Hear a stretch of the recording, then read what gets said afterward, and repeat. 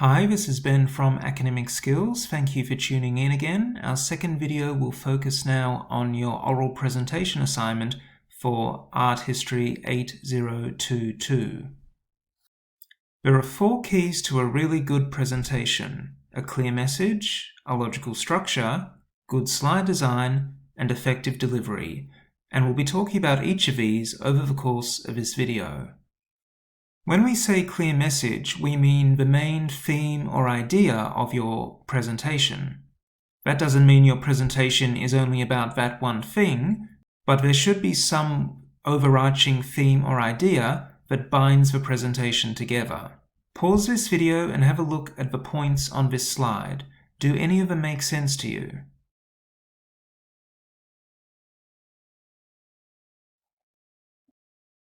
Okay, so I imagine your answer to that question would have been no, and the reason for that is that there was no theme binding all the different points together.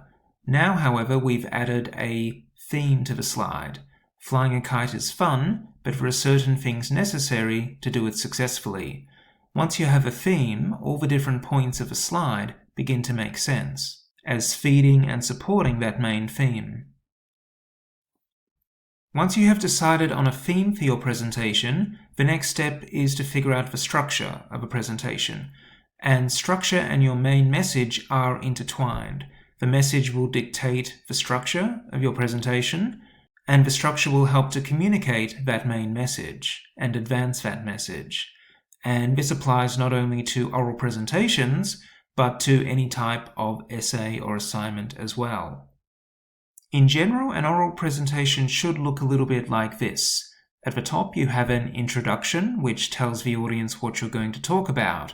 This is where you would reveal the key message, the main topic or theme of your presentation, and flag the key points, so the subtopics that will help to support and advance that message. The body is where you will explore all those key points, and it's a good idea to limit your body to maybe 3 to 5 supporting points. That way you avoid overwhelming your audience with too much information. And it also means you have the space to amply support and explore each of those points. And finally, you have a conclusion that pulls it all together and reinforces the key message of your presentation. Now, of course, the main theme or message that you decide upon and the points and topics that you use to support and advance that message will be dictated by your visual analysis, as well as the supporting evidence that you gather in order to support that analysis. And just to give you an example of how we take our visual analysis and work it into a presentation structure, I'm going to use this painting by Sidney Nolan, First Class Marksman, dated 1946, which is one of Nolan's very famous Ned Kelly series. For those who aren't familiar, Ned Kelly was an Australian outlaw in the 19th century. Pause this video and take a minute just to look over this painting and apply your analytical skills to the painting. What do you notice about the color, the composition, all that stuff?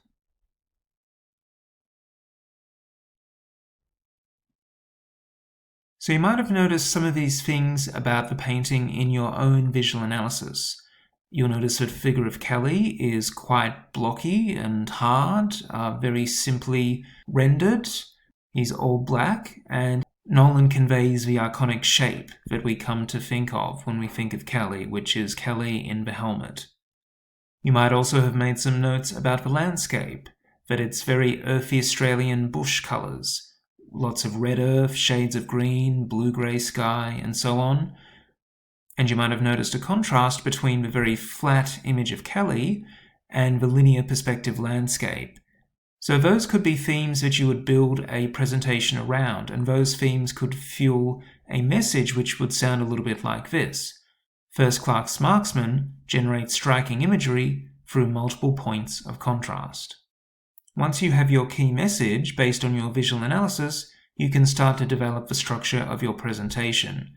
And based on those notes we've just talked about, the presentation could be built around the topics of color, shape, and perspective. So we now have a message that drives a presentation and a set of topics that we can explore over the course of a presentation. And it's also worth reiterating that this structure is not dissimilar to any type of assignment. So for your essay assignment as well, you would likewise need to decide on a main message, decide on the 3 to 5 topics that will help you to advance those message, and structure your assignment accordingly. Let's talk now about the third key feature of a good presentation, which is good slide design. And message structure and slide design are also intertwined with one another. Your message will be communicated via the structure of your presentation, and your structure will be communicated via the slide design. And you can use your slides as gigantic cue cards to guide you through your presentation. Now, I'm sure we've all sat through PowerPoint presentations which are extremely text-heavy and not very visually stimulating and not very dynamic. And that can be a real trap that you need to avoid. So we're going to talk about some principles which you can apply in your slide design to avoid this trap. These are some things that really bother audiences. One is when the speaker reads their slides verbatim, so that's why it's important that slides aren't too text-heavy. Otherwise, one falls into the trap of simply reading the slides. Another thing that bothers audiences is when the text is too small to read, so you want to make sure that the text in your slides is a respectable size. Also, using full sentences and not bullet points can be a bit of a nuisance. Color is something to think about as well. You want to use colors that are very concrete and won't be too hard to read for some audiences. You don't want your slides to be too busy either, so you want to avoid flamboyant theatrical things like moving text or graphics. And you want to avoid overly complex diagrams as well. If for some reason you need to include a table or a graph or a chart, make it relatively easy to understand like this one. And finally, I'm not sure what is meant by annoying sounds, but nobody likes annoying sounds, so it's best not to include those in a presentation as well. Here we have an example of a slide elaborating on the theme of color in Nolan's first-class marksman, but as you can see, it's very text-heavy. While the information in the slide is perfectly good, it's way too much text, and the author of the presentation is simply writing full sentences. It almost looks like a paragraph that's just been divided into 3 dot points, and that's not appropriate. And you'll also know that they have included a quotation, but have not identified the source of that quotation, which is also a problem. This one, as you can see, has a little bit less text, and it's a lot more visual, but it's not particularly pleasant to the eye.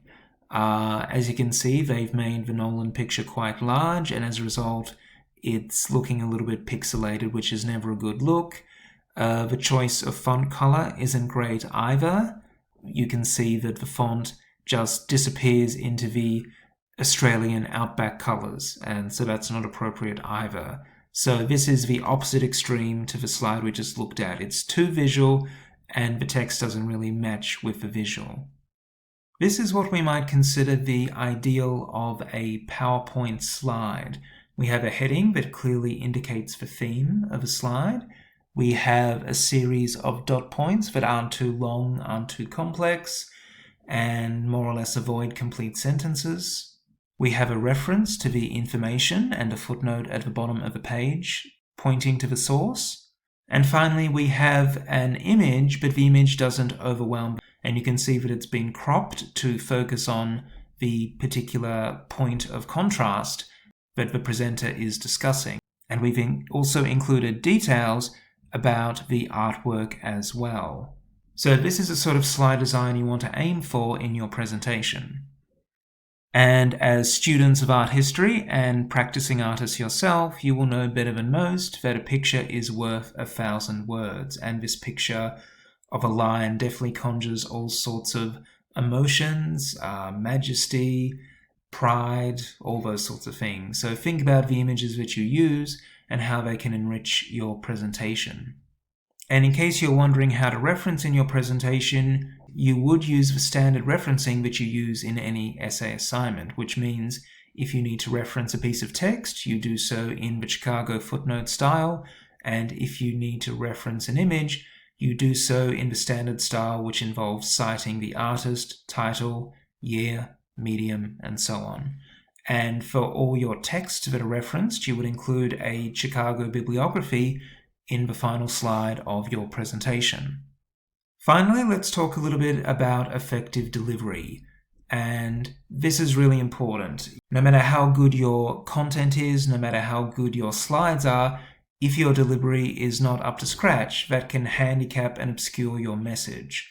So it's really important to make eye contact with the audience, to remember the P4, which is posture, maintaining a good posture, pace, delivering at a reasonable pace, so not too slow, not too fast, but just right.